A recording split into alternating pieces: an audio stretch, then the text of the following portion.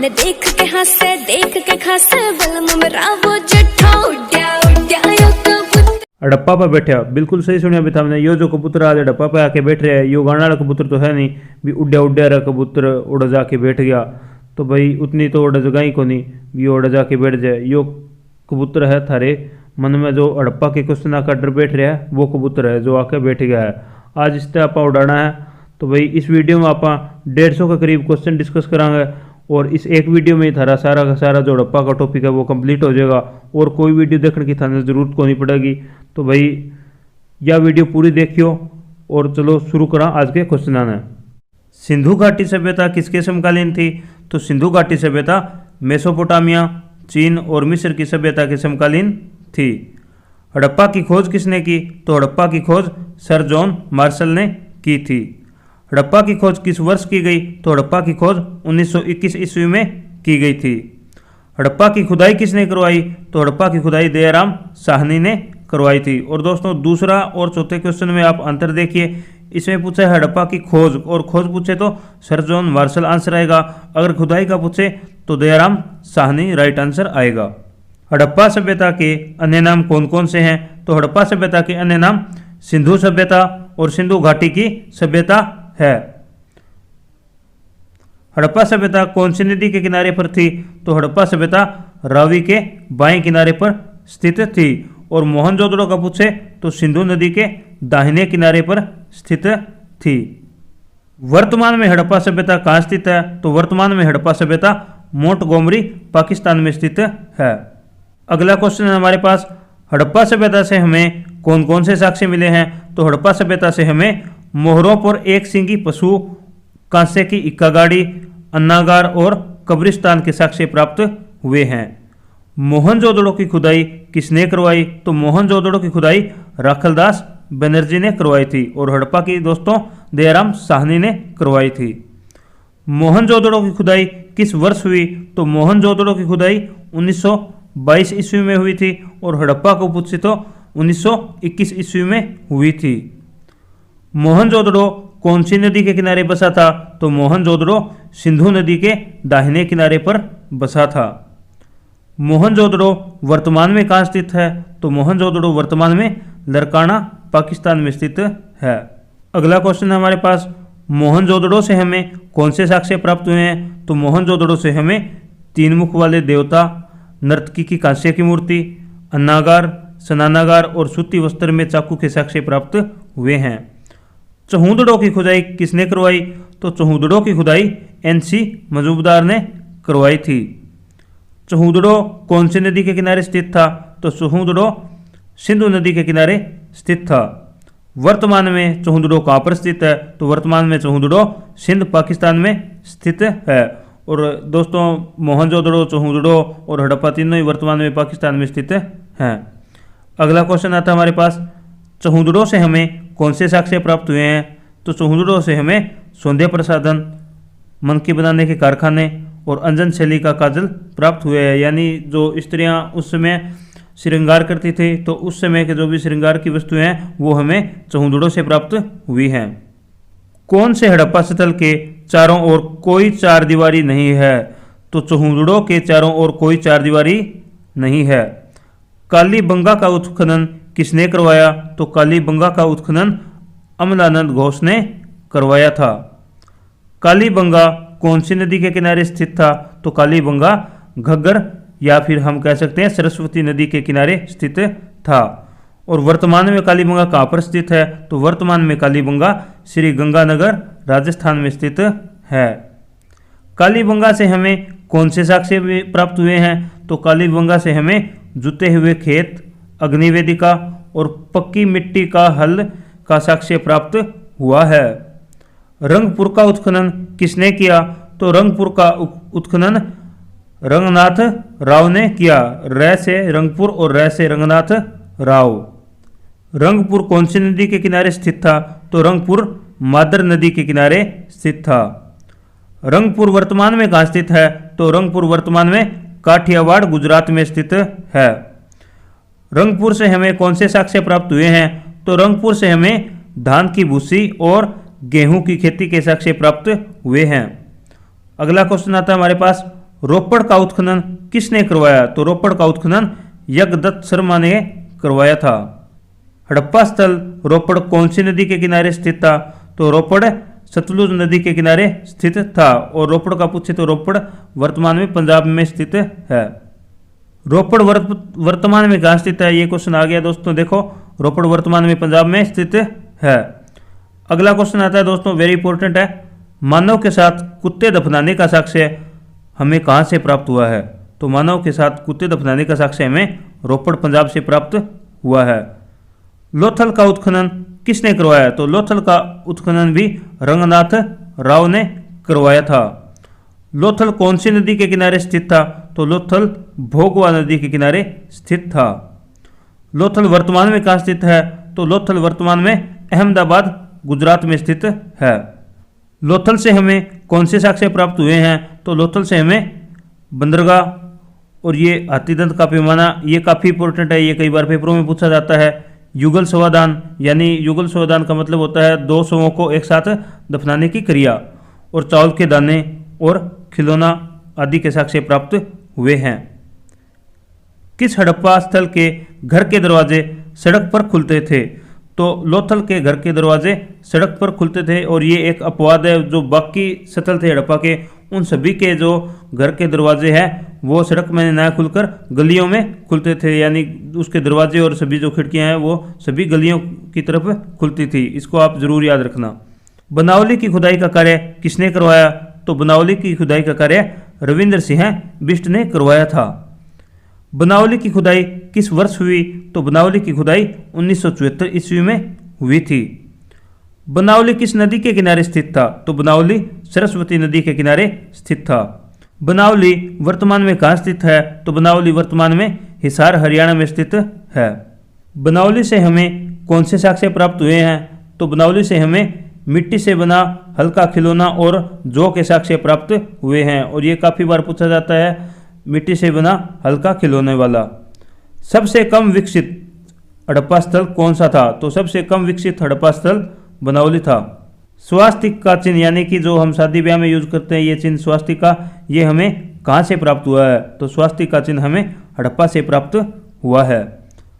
हड़प्पा का सर्वमान्य काल क्या है? तो हड़प्पा का सर्वमान्य काल 2350 ईसा पूर्व से लेकर 1750 ईसा पूर्व तक का है। हड़प्पा सभ्यता का क्षेत्रफल लगभग कितना है?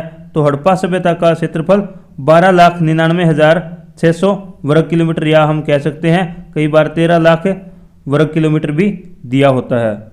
अगला क्वेश्चन है हमारे पास दोस्तों, हड़प्पा सभ्यता उत्तर में कहाँ स्थित है, यानी उत्तर दिशा में? तो उत्तर दिशा में कश्मीर, यानी कि यहाँ पर आ जाएगा हमारा उत्तर में कश्मीर में स्थित है। और दक्षिण में पूछे तो दक्षिण में देमाबाद, तो यहाँ पर आ जाएगा देमाबाद में स्थित है। कहाँ पर? दक्षिण के अंदर। और अगला पूछे हमारे पास पश्चिम में, तो पश्चिम में इस साइड हमारे पाकिस्तान आ जाता है देश से, तो बलूचिस्तान भी पाकिस्तान के पास ही है, तो यहाँ पे बलूचिस्तान सुतका गेंडोर हो जाएगा। और पूर्व में पूछे तो पूर्व में उत्तर प्रदेश के आलमगीरपुर के अंदर हो जाएगा इसका विस्तार, पूर्व के अंदर। हड़प्पा सभ्यता भारत के किन राज्यों में फैली हुई थी? तो हड़प्पा सभ्यता दोस्तों भारत के 7 राज्यों में फैली हुई थी। और ये राज्य कौन से थे? हरियाणा, पंजाब, राजस्थान, गुजरात, जम्मू कश्मीर, उत्तर प्रदेश और महाराष्ट्र। इन 7 राज्यों में हड़प्पा सभ्यता भारत में फैली हुई थी। हड़प्पा सभ्यता की सामाजिक व्यवस्था का मुख्य आधार क्या था? तो हड़प्पा सभ्यता की सामाजिक व्यवस्था का मुख्य आधार परिवार हुआ करता था। हड़प्पा सभ्यता के निवासी थे, तो हड़प्पा सभ्यता के निवासी भूमध्य सागरीय तथा द्रविड़ हुआ करते थे। अगला क्वेश्चन हमारे पास और बहुत ही इंपॉर्टेंट है दोस्तों, हड़प्पा सभ्यता कैसी सभ्यता थी? तो हड़प्पा सभ्यता मातृसत्तात्मक सभ्यता थी, यानी कि ये मातृशक्ति में ज़्यादा विश्वास रखते थे। यह क्वेश्चन भी काफ़ी इंपॉर्टेंट है दोस्तों। नर्तकी की कांस्य की मूर्ति हमें कहाँ से प्राप्त हुई है? तो नर्तकी की कांस्य की मूर्ति हमें मोहनजोदड़ो से प्राप्त हुई है। हड़प्पा के लोग मिट्टी के बर्तनों पर किस रंग का प्रयोग करते थे? तो हड़प्पा के लोग मिट्टी के बर्तनों पर लाल रंग का प्रयोग करते थे। हड़प्पा सभ्यता का समाज कितने वर्गों में विभाजित था? ये काफ़ी इंपॉर्टेंट है दोस्तों। यह 4 वर्गों में विभाजित था, और ये थे कौन कौन से? विद्वान, योद्धा, व्यापारी तथा श्रमिक वर्ग में विभाजित था। हड़प्पा के लोग थे, तो हड़प्पा के लोग दोस्तों शाकाहारी और मांसाहारी दोनों प्रकार के थे। ये क्वेश्चन भी दोस्तों कई बार एग्जाम में पूछा जाता है। कौन से हड़प्पा स्थल से एक ईंट पर बिल्ली का पीछा करते हुए कुत्ते के पंजों के निशान मिले हैं? तो कुत्ते के पंजों के निशान मिले हैं हमें चहुंदड़ों से, जो कि एक ईंट पर दर्शाया गया है एक बिल्ली का पीछा करता हुआ। आग में पकी हुई ईंटों को क्या कहा जाता था? तो आग में पकी हुई ईंटों को टेराकोटा कहा जाता था। भारत में सबसे ज़्यादा हड़प्पा स्थल किस राज्य में है? तो भारत में सबसे ज़्यादा हड़प्पा स्थल गुजरात में है। सिंधु घाटी के नगरों में किसके अवशेष नहीं मिले हैं? तो सिंधु घाटी के नगरों में मंदिरों के कोई भी अवशेष हमें अभी तक नहीं मिले हैं। अगला क्वेश्चन हमारे पास, हड़प्पा के निवासियों का दैनिक क्रियाकलाप क्या था? तो हड़प्पा के निवासियों का दैनिक क्रियाकलाप मछली पकड़ना और शिकार करना था, क्योंकि भाई उस टाइम में पबजी, इंस्टाग्राम, फ्री फायर ये तो हुआ नहीं करते थे, तो बेचारे मछली और पकड़ के और शिकार करके अपना टाइम पास किया करते थे। खैर हमें क्या लेना है इन बातों से, हम अगला क्वेश्चन देखते हैं। हड़प्पा के लोग किसकी पूजा करते थे? तो हड़प्पा के लोग पशु पूजा और वृक्ष पूजा करते थे। पशुपति शिव की मूर्ति हमें कहाँ से प्राप्त हुई है? तो पशुपति शिव की मूर्ति हमें मोहनजोदड़ो से प्राप्त हुई है, और ये काफ़ी इंपॉर्टेंट क्वेश्चन रहने वाला है। पशुपति शिव की मूर्ति के दाईं ओर किसका उत्कीर्ण है? तो यानी इस यहाँ पे पशुपति शिव बैठे हैं, तो इसके दाईं ओर किसका उत्कीर्ण है? तो इस ओर यहाँ पर चिता और हाथी का उत्कीर्ण है। और पशुपति शिव की मूर्ति के बाईं ओर किसका उत्कीर्ण है? तो इस साइड है बाईं ओर इनका गेंडा और भैंसा बैठा हुआ है। और हड़प्पा सभ्यता के पवित्र पशु किसे माना जाता है? तो हड़प्पा सभ्यता का पवित्र पशु कुबड़ वाला बैल, और जो श्रृंग युक्त पशु है, यानी जिसके एक सिंग वाला जो पशु है, जो हमें मोहनजोदड़ो मूवी है उसके अंदर दिखाया गया है, उसी को पवित्र माना जाता है। हड़प्पा सभ्यता के लोग किस में विश्वास करते थे? तो हड़प्पा सभ्यता के लोग अंधविश्वास और जादू टोने में विश्वास किया करते थे। अग्निकुंड का साक्ष्य हमें कहाँ से प्राप्त हुआ है? तो अग्निकुंड का साक्ष्य हमें कालीबंगा से प्राप्त हुआ है, और कालीबंगा का अर्थ होता है दोस्तों काले रंग की चूड़ियाँ। हड़प्पा सभ्यता में अंतिम संस्कार की कितनी विधियां प्रचलित थी? तो हड़प्पा सभ्यता में अंतिम संस्कार की 3 विधियां प्रचलित थी, और ये थी पूर्ण समाधिकरण यानी पूरी समाधि दे देना मिट्टी डाल के, या फिर आंशिक समाधिकरण, और या फिर दाह संस्कार। ये तीनों विधियां जो है प्रचलित थी। हड़प्पा सभ्यता किन 2 नदियों के बीच में फैली थी? तो हड़प्पा सभ्यता सिंधु और गंगा नदियों के बीच में फैली हुई थी। समाधिकरण के साक्ष्य हमें कहाँ से मिले हैं? तो समाधिकरण के साक्ष्य हमें हड़प्पा तथा मोहनजोदड़ो से प्राप्त हुए हैं, क्योंकि यहाँ पर कुछ शव है जो दफनाए हुए हमें अभी प्राप्त हुए हैं। और ईंटों की अधिकता कौन से हड़प्पा स्थल से प्राप्त हुई है? तो सबसे ज़्यादा ईंटों की अधिकता हमें कालीबंगा से प्राप्त हुए हैं। और हड़प्पा सभ्यता में अब तक कुल कितनी फसलों की पहचान हुई है? तो हड़प्पा सभ्यता में अब तक कुल 9 फसलों की पहचान हुई है। अगला क्वेश्चन आता है हमारे पास, हड़प्पा सभ्यता में मिली 9 फसलों के नाम बताओ। तो ये फसलें थी कपास, तरबूज, ये यहाँ पे मटर है दोस्तों, गेहूँ, जौ, राई, सरसों, दाल और खरबूज, इन सभी फसलों के हमें साक्ष्य प्राप्त हुए हैं। अगला क्वेश्चन है दोस्तों हमारे पास, ये भी एग्जाम में पूछा जाता है कई बार, यूनानी लोग कपास को क्या कहते थे? तो यूनानी लोग कपास को सिंडोन या फिर सिंडन कहा करते थे। जुते हुए खेतों के साक्ष्य हमें कहाँ से प्राप्त होते हैं? ये भी काफ़ी इंपॉर्टेंट है, ये हमें कालीबंगा से प्राप्त हुए हैं। अगला क्वेश्चन आता है हमारे पास, जल संग्रह के लिए बांधों का निर्माण हमें कहाँ से प्राप्त होता है? तो जल संग्रह के लिए हमें बांधों का निर्माण धोलावीरा से प्राप्त होता है। हड़प्पा सभ्यता का कौन सा स्थल 3 भागों में विभाजित था? तो हड़प्पा सभ्यता का धोलावीरा स्थल 3 भागों में विभाजित था, और ये थे पश्चिमी में, मध्य में और पूर्वी भाग में यह विभाजित था। माप के लिए हड़प्पा सभ्यता के लोग किसका प्रयोग करते थे? तो माप के लिए हड़प्पा सभ्यता के लोग दशमलव प्रणाली का प्रयोग किया करते थे। और तौल के लिए हड़प्पा सभ्यता के लोग किसका प्रयोग करते थे? तौल के लिए हड़प्पा सभ्यता के लोग द्वि विभाजन प्रणाली का प्रयोग करते थे, यानी माप के लिए दशमलव प्रणाली और तौल के लिए द्वि विभाजन प्रणाली का प्रयोग होता था। यह क्वेश्चन बहुत ही इंपॉर्टेंट है दोस्तों। हाथी दंत का पैमाना हमें कहाँ से मिला है? तो हाथी दंत का पैमाना हमें लोथल से प्राप्त हुआ है। हड़प्पा सभ्यता का प्रसिद्ध बंदरगाह कौन सा था? तो हड़प्पा सभ्यता का प्रसिद्ध बंदरगाह लोथल था, और लोथल दोस्तों गुजरात में स्थित था, और इसी बंदरगाह से ये है एक से दूसरे देश में व्यापार किया करते थे। अगला क्वेश्चन आता है हमारे पास, फारस की मुहरें गोदीबाड़ा का साक्ष्य हमें कहाँ से प्राप्त होता है, तो फारस के मुहरे और गोदीबाड़ा का साक्ष्य हमें लोथल से प्राप्त होता है, और इसी से हमें अंदाज़ा होता है कि इनके जो आपसी संबंध है वो दूसरे देशों के साथ थे या फिर दूसरी सभ्यताओं के साथ थे, क्योंकि वहाँ की मुहरें हमें हमारे यहाँ पर प्राप्त हुई हैं। मेसोपोटामिया की बेलनाकार मुहरें हमें कहाँ से प्राप्त हुई है, तो मेसोपोटामिया की बेलनाकार मुहरें हमें कालीबंगा से प्राप्त हुई है।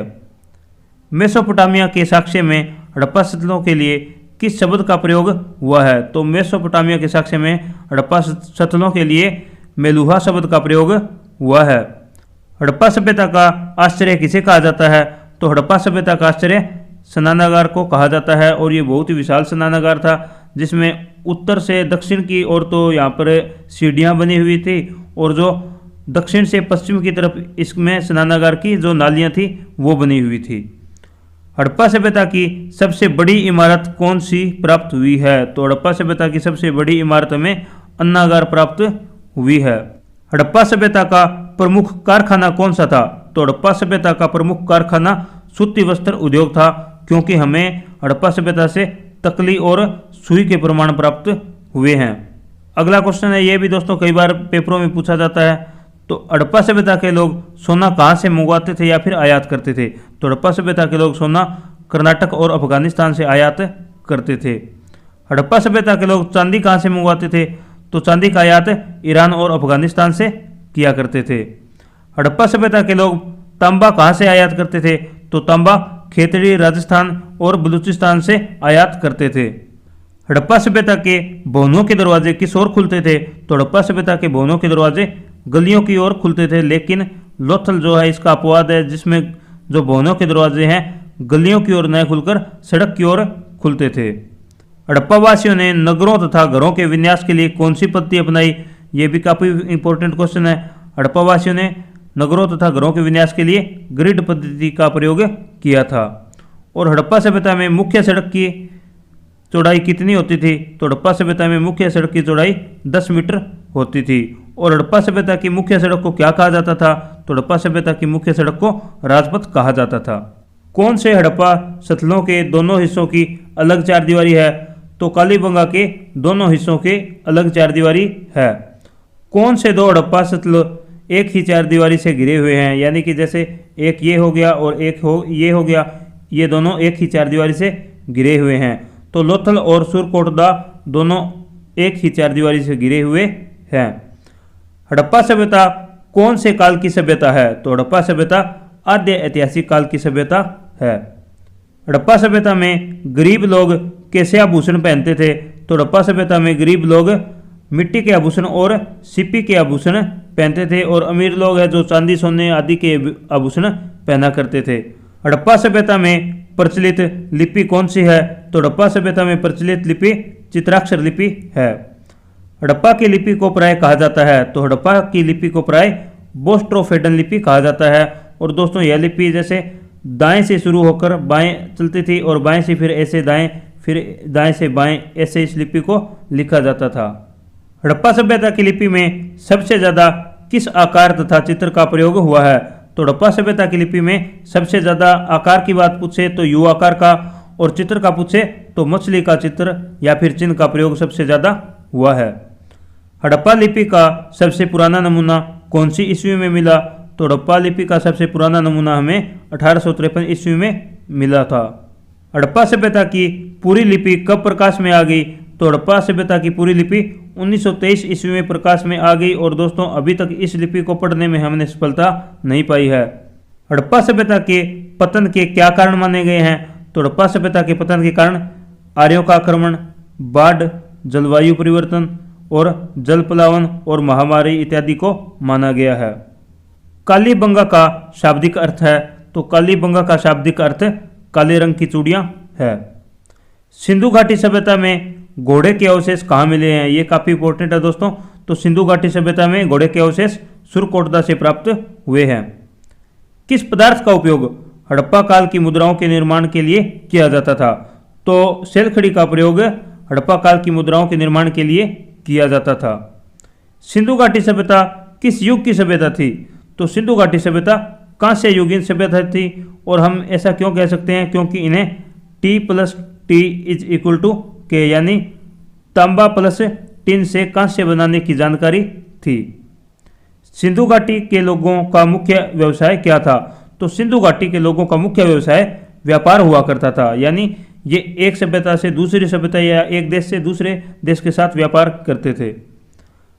हड़प्पा सभ्यता के निवासी थे, तो हड़प्पा सभ्यता के निवासी मूलतः शहरी हुआ करते थे, क्योंकि इन्होंने अपने जो घर हैं वो काफ़ी अच्छी पद्धति से यानी ग्रिड पद्धति से बसाए हुए थे और जो गलियां थी एक दूसरे को समकोण पर काटती थी। सिंधु घाटी सभ्यता के घर किससे बनाए जाते थे? तो सिंधु घाटी सभ्यता के घर ईंटों से बनाए जाते थे और सबसे ज़्यादा ईंटें हमें कालीबंगा से प्राप्त हुई थी। हड़प्पावासी किस वस्तु के उत्पादन में प्रथम थे? तो हड़प्पावासी कपास के उत्पादन में प्रथम थे और कपास को यूनानी लोग क्या कहते थे? कपास को यूनानी लोग सिंडोन कहते थे। मोहनजोदड़ो को अन्य किस नाम से जाना जाता है? तो मोहनजोदड़ो को अन्य मृतकों का टीला नाम से जाना जाता है। सिंधु घाटी सभ्यता जानी जाती है, तो सिंधु घाटी सभ्यता अपने नगर नियोजन के लिए जानी जाती है। सिंधु घाटी सभ्यता में किस स्थल से घरों में कुओं के अवशेष मिले हैं? तो मोहनजोदड़ो से घरों में कुओं के अवशेष मिले हैं और ये भी काफ़ी इंपॉर्टेंट क्वेश्चन है। सिंधु घाटी सभ्यता की खोज करने में किन दो भारतीयों का नाम जुड़ा है? तो ये दो भारतीय हैं, दयाराम साहनी और राखलदास बनर्जी। दयाराम साहनी ने हड़प्पा की खोज की और राखलदास बनर्जी ने मोहनजोदड़ो की खोज की थी। हड़प्पा सभ्यता के लोगों की सामाजिक पद्धति कैसी थी? तो इनकी सामाजिक पद्धति उचित समतावादी थी। हड़प्पाकालीन सतलों में किस धातु की प्राप्ति अभी तक नहीं हुई है? तो हड़प्पाकालीन सतलों में लोहा धातु की जो प्राप्ति है अभी तक हमें नहीं हुई है। किस पशु के अवशेष सिंधु घाटी सभ्यता से प्राप्त नहीं हुए हैं? तो गाय के अवशेष अभी तक हमें सिंधु घाटी सभ्यता से प्राप्त नहीं हुए हैं। किस हड़प्पाकालीन स्थल से युगल संवादान यानी कि एक साथ 200 दफनाने के साक्ष्य प्राप्त हुए हैं? तो हमें लोथल से युगल संवादान के साक्ष्य प्राप्त हुए हैं। नखलिस्तान या फिर सिंध का बाग सिंधु सभ्यता के किस स्थल को कहा गया है? तो सिंध का बाग या नखलिस्तान मोहनजोदड़ो को कहा गया है और मोहनजोदड़ो का दूसरा नाम मृतकों का टीला भी कहा जाता है। सिंधु स्थलों के उत्खनन से प्राप्त मोहरों पर किस पशु का उत्कीर्णन या फिर प्रकीर्णन सर्वाधिक हुआ है? तो सबसे ज़्यादा जो प्रयोग हुआ है वो बैल के चित्र का प्रयोग हुआ है। भारत में खोजा गया सबसे पहला या फिर सबसे पुराना शहर कौन सा था? तो भारत में खोजा गया सबसे पहला या फिर सबसे पुराना शहर हड़प्पा था और वर्तमान में हड़प्पा कहाँ पर है? पाकिस्तान में है, क्योंकि भारत और पाकिस्तान का विभाजन हो गया है। मांडा किस नदी पर स्थित था? तो मांडा चिनाब नदी पर स्थित था। सिंधु घाटी सभ्यता की प्रमुख फसल कौन सी थी? तो सिंधु घाटी सभ्यता की प्रमुख फसल जौ और गेहूं थी और वैसे हमें सिंधु घाटी सभ्यता या फिर हड़प्पा से अभी तक 9 फसलों की प्राप्ति हुई है। हड़प्पा की समकालीन सभ्यता रंगपुर कहाँ स्थित है? तो हड़प्पा की समकालीन सभ्यता रंगपुर सौराष्ट्र में स्थित है। हड़प्पा सभ्यता की जानकारी का मुख्य स्रोत क्या है? तो इसकी जानकारी का मुख्य स्रोत पुरातात्विक खुदाई है, यानी हमें खुदाई करने से ही इसके साक्ष्य प्राप्त हुए हैं या फिर हमें इसके बारे में जानकारी प्राप्त हुई है। हड़प्पा सभ्यता के संपूर्ण क्षेत्र का आकार किस प्रकार था? तो हड़प्पा सभ्यता के संपूर्ण क्षेत्र का आकार त्रिभुजाकार था। भारत में चांदी की उपलब्धता के प्राचीनतम साक्ष्य मिले हैं, तो यह हमें कहाँ से मिले हैं? तो चांदी के साक्ष्य हमें हड़प्पा संस्कृति में मिले हैं। कौन सा सिंधु स्थल समुद्र तट पर स्थित नहीं था? तो जो कोटदीजी था वह समुद्र स्थल पर स्थित नहीं था। हड़प्पा काल में तांबे का रथ किस स्थान से प्राप्त हुआ है? तो हड़प्पा काल में तांबे का रथ हमें देमाबाद से प्राप्त हुआ है।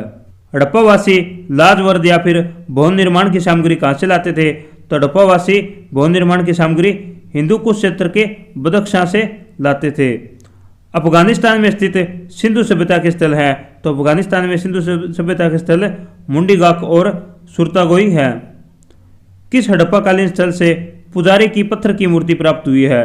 तो हड़प्पा से पुजारी की पत्थर की मूर्ति प्राप्त हुई है। किस हड़प्पाकालीन स्थल से प्राप्त जार पर चोंच में मछली दबाए चिड़िया एवं पेड़ के नीचे खड़ी लोमड़ी का चित्रांकन मिलता है, जो पंचतंत्र के लोमड़ी की कहानी के सदृश है? तो ये हमें प्राप्त होता है लोथल से, जिसमें एक जो जार है उसमें चोंच में मछली दबाए हुए चिड़िया और पेड़ के नीचे जो लोमड़ी है वो खड़ी हुई, जिसका चित्र हमें दिखाई देता है। किस पशु के अवशेष सिंधु घाटी सभ्यता से प्राप्त नहीं हुए हैं? तो शेर के अवशेष है हमें अभी तक सिंधु घाटी सभ्यता से प्राप्त नहीं हुए हैं। और दोस्तों गाय के अवशेष भी हमें अभी तक वहाँ से प्राप्त नहीं हुए हैं। चहुंदड़ों के उत्खनन का निर्देशन किया था? तो चहुंदड़ों के उत्खनन का निर्देशन J.H. मैके ने किया था। और मांडा खोजा गया स्थल कहाँ स्थित है? तो मांडा जम्मू कश्मीर में स्थित है। और यह कौन सी नदी के किनारे स्थित है? यह चेनाब नदी के किनारे स्थित है।